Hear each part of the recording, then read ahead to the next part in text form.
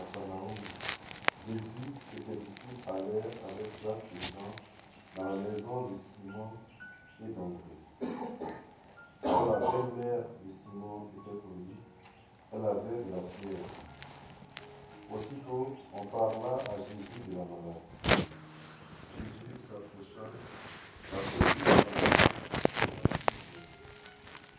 la fièvre la quitta et elle les servait. Le soir venu, après le coucher du soleil, on lui amenait tous ceux qui étaient atteints d'un mal ou possédés par des démons. La ville entière se pressait à la porte. Il guérit beaucoup de gens atteints de toutes sortes de maladies et il expulsa beaucoup de démons. Il empêchait les démons de parler parce qu'ils savaient eux qui ils étaient. Le lendemain, Jésus se leva bien avant l'aube. Il sortit et se rendit dans un endroit désert et là il pria. Simon et ceux qui étaient avec lui partirent à sa recherche.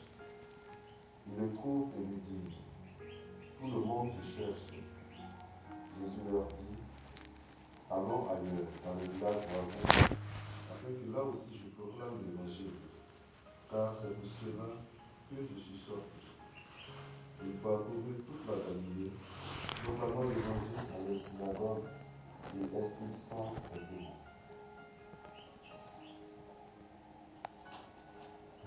Acclamons la parole de Dieu. Alléluia, alléluia. Louange à toi, Seigneur Jésus. Alléluia, alléluia. Louange à toi, Seigneur Jésus.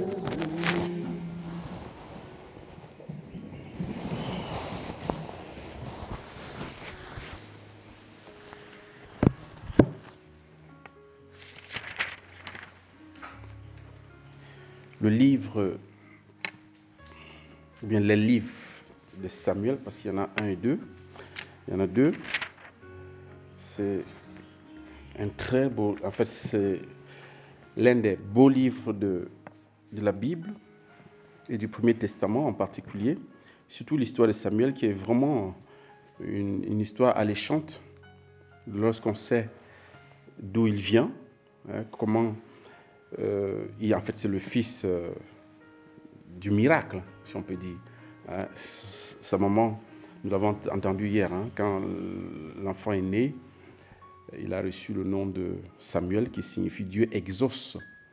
Et la pauvre a attendu longtemps pour que cela puisse arriver et elle a fait un deal avec le Seigneur: si tu me donnes un fils, je te l'offrirai. Et le Seigneur l'a prise au mot, lui a donné un fils et elle n'a pas hésité à respecter sa part, n'est-ce pas, de deal, si on peut dire, de contrat. Donc, dès que l'enfant était sévré, qu'on imagine, on s'est dit qu'à l'époque, on devait allaiter l'enfant au moins pendant 3 ans. On imagine que c'est après 3 ans, puisque quand l'enfant juste a été sévré, elle allait déposer l'enfant d'autrui, entre guillemets, au temple. C'est l'enfant de Dieu, je te le redonne, Seigneur, reprends ce que tu m'as donné. Et nous voyons dans le jeune Samuel, qui certainement encore tout petit, encore un enfant peut-être, je ne sais pas, peut-être qu'il est adolescent maintenant, on ne sait pas trop, mais toujours est-il que, et ça qui est frappant, on dit il assurait le service du Seigneur en présence du prêtre Élie. Il était un peu comme un servant de messe. Il était là, il ne savait pas trop pourquoi il était là, mais en tout cas, il servait son Seigneur.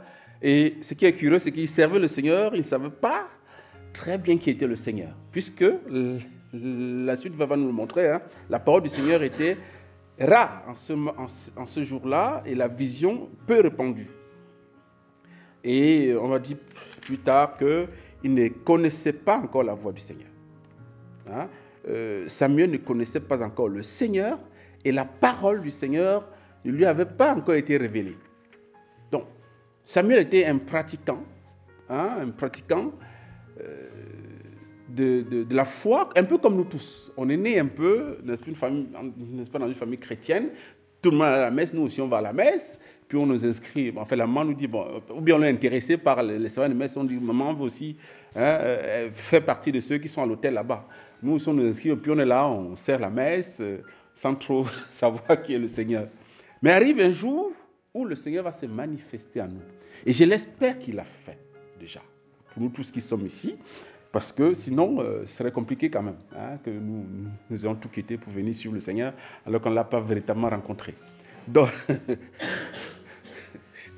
parce que Élie c'est un peu il était dans ces cas. Et donc, il était là, il faisait le service du Seigneur sans trop savoir. Et c'est donc ce que je disais, le récit de sa vocation aujourd'hui, qui passe par une rencontre, j'ai envie de dire une rencontre subjective, ou bien si vous voulez, personnel avec Dieu. Jusque-là, il servait le Seigneur, il faisait des choses de manière extérieure, sans trop comprendre ce qu'il faisait. Et donc, ça se manifeste comment? Il est en train de dormir, dans son sommeil, il entend une voix qui l'appelle. Et ce qui est extraordinaire, c'est que quand il se lève, il répond, me voici. Et lui, il s'est dit, puisque la seule personne qui connaît, c'est le prêtre qui est en service à Silo, n'est-ce pas, dans le sanctuaire. Élie. Ce n'est pas Élie, le prophète Élie. Faut pas que le prophète Élie n'existe pas encore. On est à environ 1050 avant Jésus-Christ. Et donc, il va voir le prêtre Élie et puis, tu m'as appelé, me voici. Et la voix répète, Élie, non, moi, je ne t'ai pas appelé, va dormir. Deuxième fois, pareil. Tu m'as appelé, me voici. Je ne t'ai pas appelé, va te coucher. Troisième fois, Élie va comprendre que c'est Dieu qui l'appelle. La première chose qu'il faut peut-être d'abord comprendre ici, c'est que Dieu n'attend pas que nous ayons peut-être l'âge adulte ou que nous soyons licenciés, bacheliers, je ne sais pas quoi en fait, c'est pas n'importe quoi, même avec le doctorat pour nous appeler. Il nous appelle quand il veut. Et Dieu est souverain et il sait à quel moment il est bon de nous appeler. Certains parmi nous ont été appelés très jeunes. D'autres ont écouté l'appel à 4 ans. Certains, même à 3 ans. Et peut-être même d'autres encore moins, je n'en sais rien. Peut-être, je ne sais pas trop. Mais voilà, Dieu appelle quand il veut. Et on se souvient que Jérémie, une fois, Dieu l'appelle, le gars dit non, moi je suis trop petit, je suis trop jeune. Je suis qu'un enfant. Je ne peux pas, je ne suis pas capable de parler devant les gens. Et Dieu dit, tais-toi, ne dis pas que tu es un enfant. Autrement dit, tu remets en cause ma souveraine liberté de t'appeler comme je veux, quand je veux. Et le fait que Dieu choisisse un enfant, c'est la preuve que Dieu ne s'appuie pas sur les forces humaines, sur nos capacités humaines pour nous appeler. Non. Dieu sait pourquoi il nous appelle dans cette fragilité, dans cet état de fragilité, de faiblesse, de petitesse. Parce que, aussi, pour nous éduquer à comprendre que l'appel qui repose sur nous, ce n'est pas pour nous, ce n'est pas pour notre gloriole. Ce n'est pas pour qu'on s'en vante. C'est lui qui, par nous, va agir pour que nous ne soyons pas orgueilleux. Et c'est très important de se souvenir de ça, frères et sœurs. Même si nous soyons aujourd'hui à 20 ans ou 30 ans peut-être de vie consacrée et tout ça, même de la vie religieuse, mais il ne faut pas qu'on oublie ça. Je ne suis ce que je suis que par la volonté, par la sagesse de Dieu. Je ne fais ce que je fais que parce que Dieu me donne la grâce de faire ce que je fais. Par moi-même, je suis incapable. C'est la première leçon que le récit, n'est-ce pas, vocationnel, si on peut dire, de Samuel nous enseigne. Le deuxième récit, c'est que Dieu met devant nous des médiateurs. Il met devant nous des Élie, comme ce prêtre Élie par rapport à Samuel. Des personnes pour nous orienter. Dieu aurait pu, rien lui est impossible, de se révéler de manière claire à Samuel en lui disant, mais c'est moi le Seigneur qui t'appelle. Non. Dieu fait entendre sa voix et le laisse aller vers Élie. par 3 fois, Élie va discerner à travers cela que c'est le Seigneur qui l'appelle. Que l'enfant ne fait pas des hallucinations. Qu'il n'est pas somnambule. Que ce n'est pas un cauchemar. Il va discerner que non, c'est le Seigneur qui t'appelle. Et c'est ça le rôle d'un accompagnateur, ou bien alors d'un aîné, des personnes que le Seigneur met sur notre chemin, pour nous aider, pour nous orienter à découvrir, à confirmer ou même à infirmer ce que nous pensons être l'appel de Dieu. C'est le rôle du discernement. Et c'est toujours quelqu'un d'autre qui doit nous aider à discerner. Comme c'est Élie qui a été pour Samuel aujourd'hui, pour l'aider à discerner l'appel de Dieu. C'est Dieu qui t'appelle.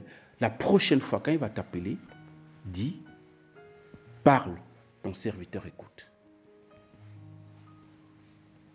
Et Samuel va, obéir à Élie. Et nous savons qu'Élie, si vous lisez, je vous invite à lire le chapitre, l'ensemble du chapitre, en fait, Élie, le prêtre Élie, là, c'était assez bizarre. D'abord, ses enfants même ils s'en foutaient même de Dieu, et lui ne faisait rien pour les aider. Eux qui étaient aussi prêtres, puisque la prêtresse est héréditaire. Et voilà. Donc, mais Dieu s'est servi de lui quand même. Malgré sa faiblesse, malgré son... Voilà, c'est ce qu'il est.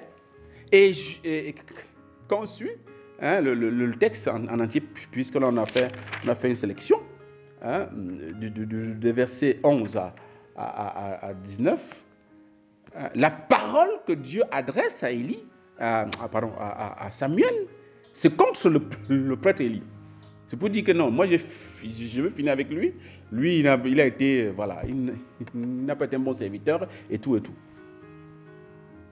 Mais c'est lui, ce prêtre, que Dieu va passer pour indiquer à Samuel qui est le Seigneur, à discerner son appel. Comme quoi, ne nous arrêtons jamais aux apparences. Dieu peut se servir de n'importe qui, n'importe quand. Même de quelqu'un qui n'est pas chrétien, pour te conduire à suivre le Christ. C'est possible. Il y en a des exemples. Et la troisième chose, c'est la disponibilité de Samuel.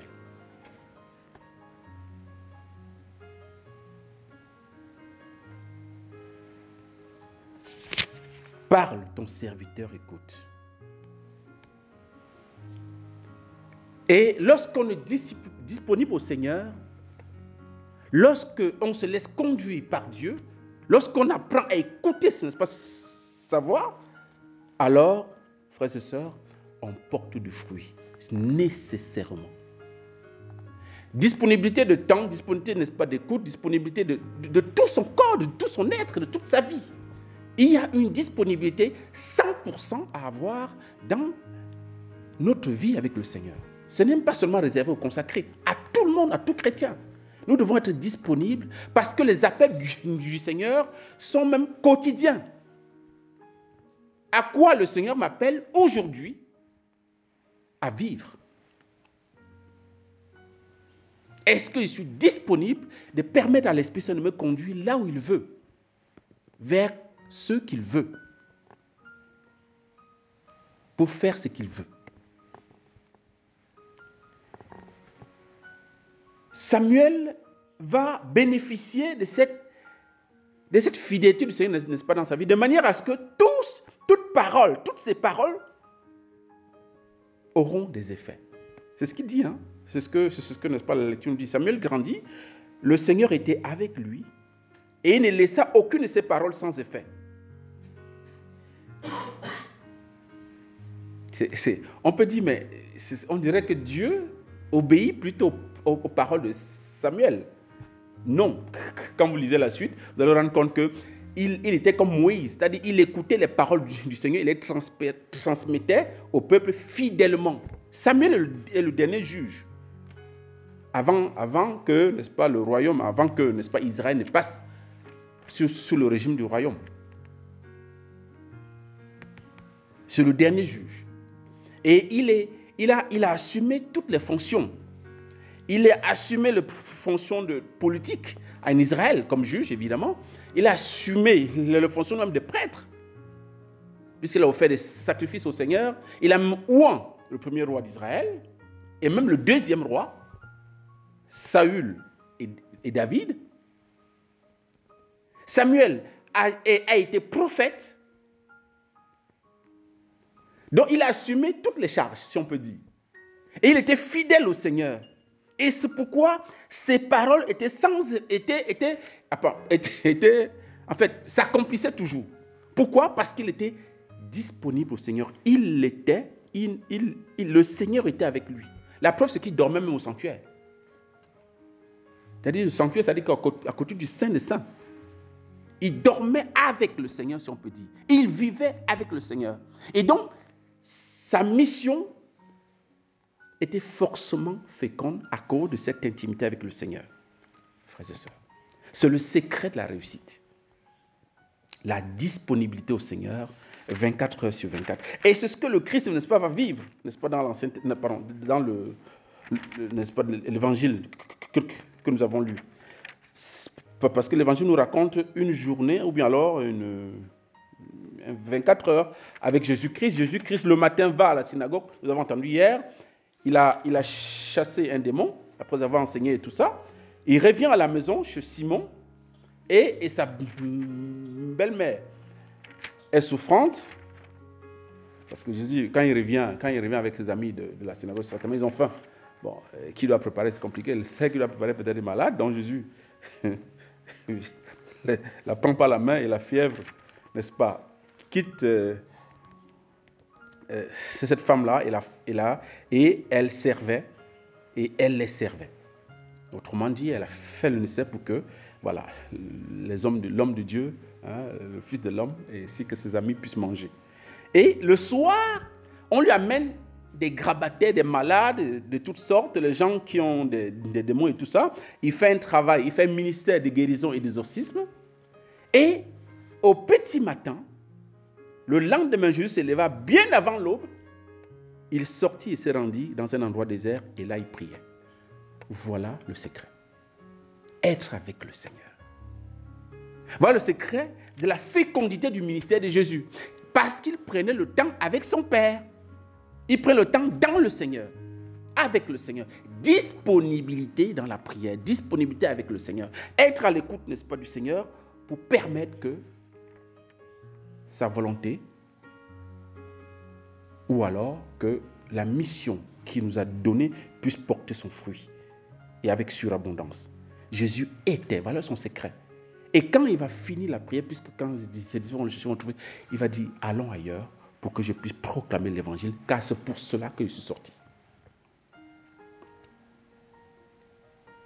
Donc, demandons à Samuel. On a un Samuel au milieu de nous. Demandons à Samuel cette grâce, la disponibilité au Seigneur. Cette grâce, la disponibilité. Il est dit dans la première lecture que la parole de Dieu était rare à l'époque de Samuel. Les visions aussi étaient rares. Mais ce n'est pas la même chose aujourd'hui, n'est-ce pas, pour nous. Puisque dans le psaume, il nous est dit que dans le livre est écrit pour moi ce que je veux ce que tu veux que je fasse. Autrement dit, on a la parole de Dieu aujourd'hui révélée. Elle n'est plus rare. Nous savons ce que le Seigneur attend de nous. L'évangile est en soi la feuille de route de toute notre vie. Nous n'avons qu'à la scruter, l'entendre, puisqu'il faut l'écouter, bien l'écouter et la mettre en pratique et faire de notre vie vraiment une vie totalement donnée au Seigneur pour le service de nos frères. Parce que la maman de Samuel n'a pas gardé sa main pour elle, elle l'a donnée au Seigneur et le Seigneur l'a donnée au peuple d'Israël.